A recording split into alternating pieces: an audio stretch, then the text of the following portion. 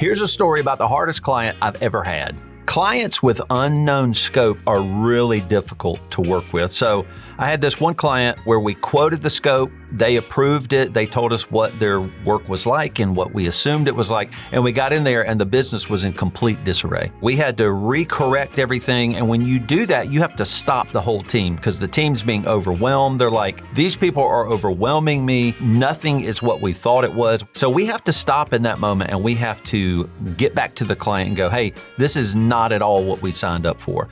And sometimes the client really can get upset when we do things like that. Some clients can trust us, but we had a client that just did not trust us in the way that we really wanted to serve them. Sometimes when you're in that situation, the client's just not listening to you. They don't believe that it's as bad as you're finding it out to be. They don't match the scope that you had predicted. And sometimes you just have to end a relationship.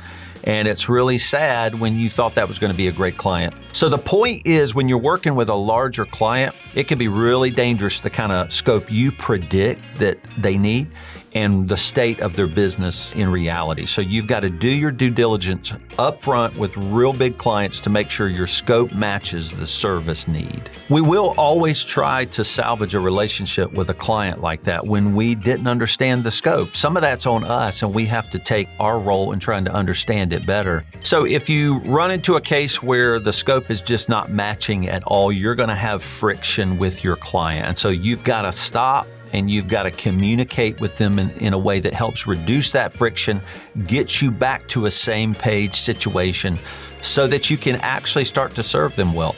And if a client can't go there with you, you will probably need to end that engagement. And then you'll have to unravel all of the work you've done over the few months maybe that you've been serving them. And that's when things get really hard. And it is okay that you have to move away from a client. You always want to try to do your best to resolve those things, come back to a same page. But sometimes you can't, and it is okay at some point just to move away from that client relationship.